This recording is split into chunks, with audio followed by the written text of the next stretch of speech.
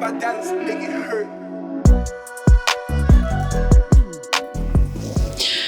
My name is Roslyn Spencer, aka Catharsis Tha Poet of PowerLines Poetry. And I've been invited to come out and read a few passages from this brilliant piece of work called An Ode to Edmund by Wini McQueen. What I'm looking at is a few quotes from former slaves taken from different narratives describing what they went through just to fight for the means of being able to have an education. And I want to read the few passages that jumped out at me the most. This very first one by Andrew Boone, former slave. It says, I can't read and write, but they learn us to count this way. An ought is an ought and a figure is a figure, all for the white man and nothing for the nigger. Ain't you heard people count that way? Whew. So many other ones. This next one is from Hal Hudson, a former slave in Oklahoma City. I learned to read, write, and figure at an early age. Marshall would send me to school to protect his kids, and I would sit up there until school was out. I listened what the white teacher was telling kids, and I caught on to read and write and figure, but I never let on.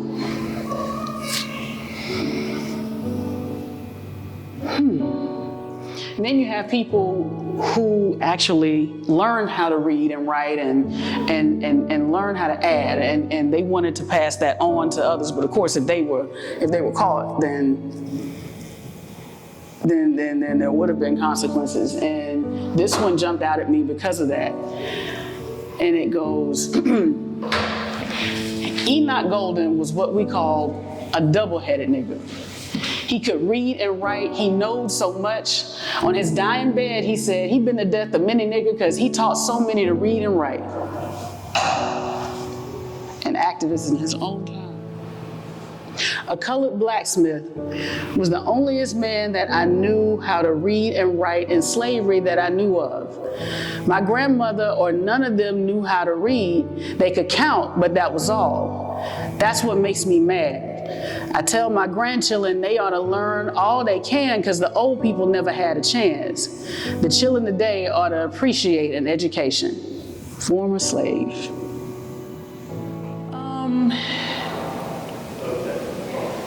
I get a little bit speechless every time I take a look at this, because just reflecting on the words that these people said and the circumstances that they were dealing with.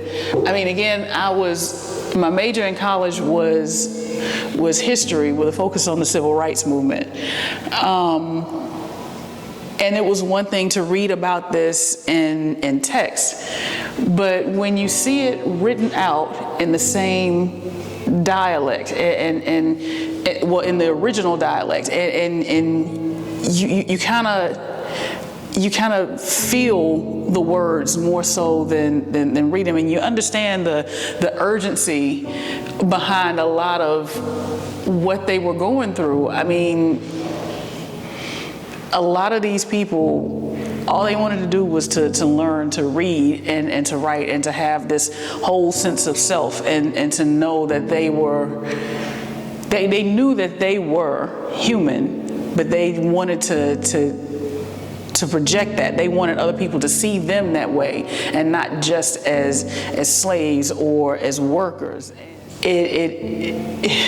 It does incite this feeling of a little bit of anger and of sorrow. And there's one passage here where a grandfather is saying that he doesn't want children now to take education for granted, because he knew that education was everything. The oppressors during this time knew that education was everything, which is why they made laws. They made it illegal for people of color to learn how to read and how to write. They said that it would excite dissatisfaction in their minds and to produce insurrection and rebellion. So they knew that once they had the knowledge and the understanding that they were not supposed to be treated this way, that they would not stand to be treated this way. And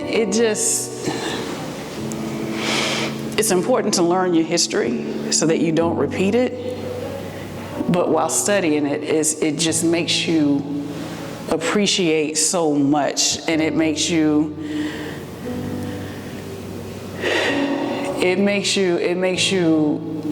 know and understand firsthand what these people went through and what they sacrificed just for us to have the rights and the things that we do have. And so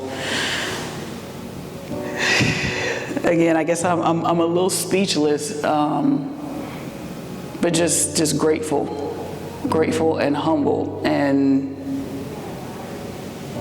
yeah, speechless again. Yeah. There was this one passage that kind of jumped out at me literally a few minutes ago, and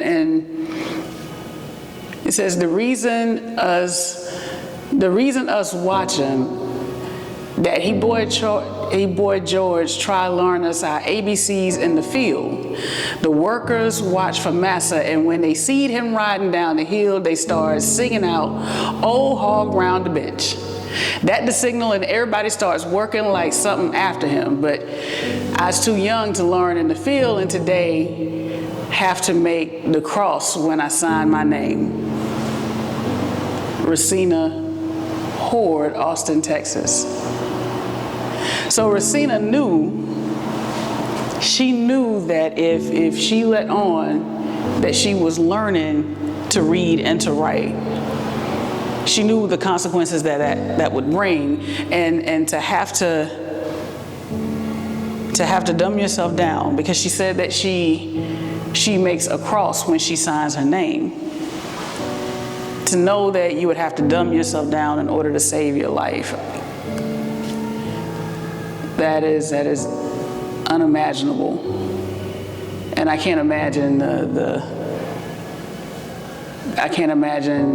the torment that she lived under in dealing with that. And even having these pictures next to the passages.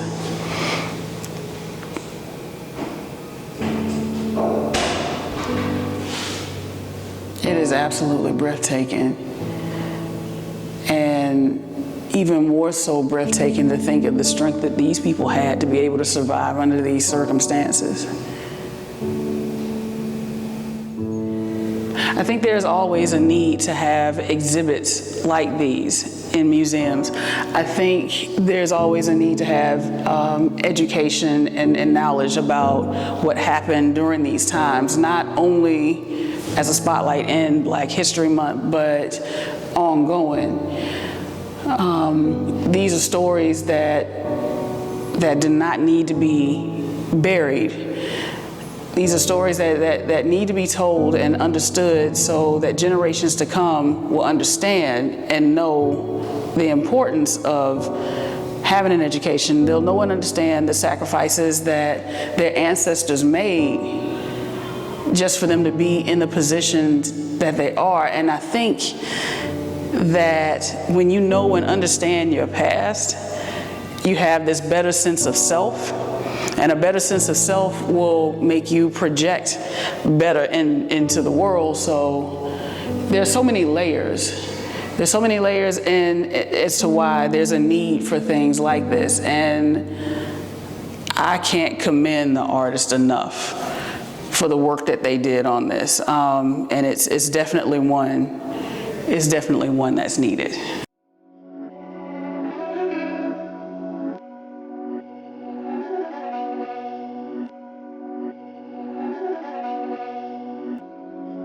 These my doubts make it hurt.